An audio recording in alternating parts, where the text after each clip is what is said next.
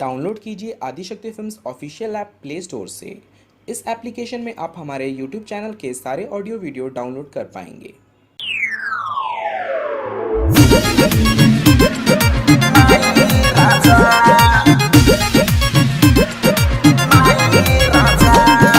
DJ Shankar Saini.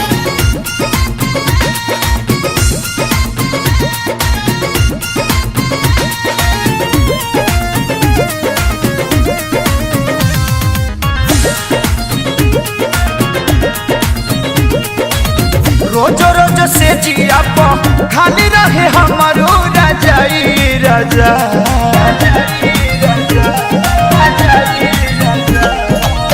रोजो रोजो से जिया खाली रहे हमारो राजाई राजा। तरोजो सूत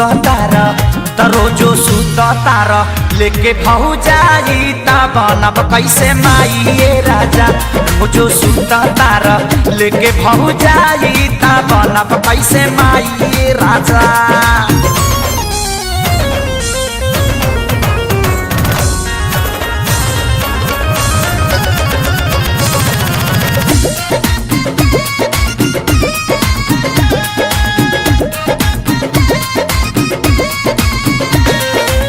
जलेबिया नई हर से माई मसाला बने खाती दादी ताहार माई करस हाला।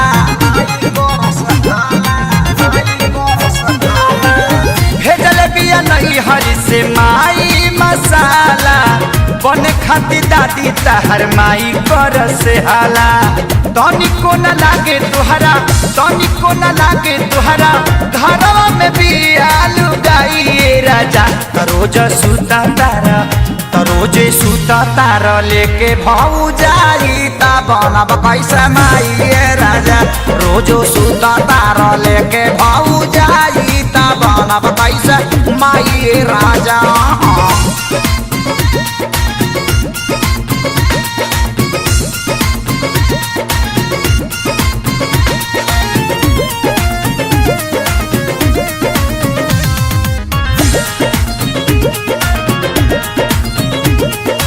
कहेली चाची कैसे दिएलुए बाछी हमारा जवानी पर बैठ दिया माछी।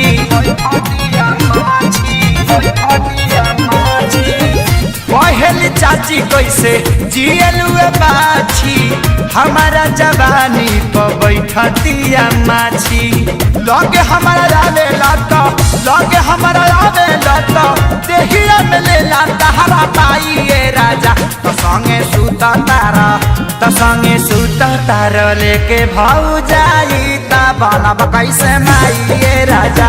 संगे सूता तारा लेके भौजाई ता बनब कैसे माई राजा।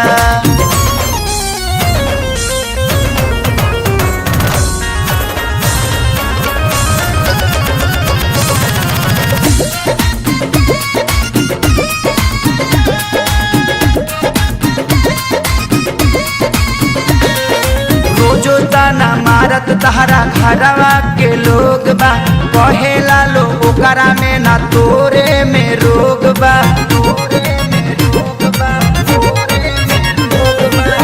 रोजो ताना मारत तहरा घरवा के लोग बा कहेला लो ओकरा में ना तोरे में रोग बा। पवन खेसारी खाले दूसरा घर जाके मलाई राजा। तरोजा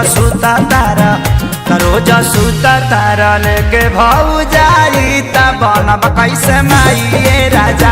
रोजो सूता तारा लेके भौजाई ता बनब कैसे माई राजा।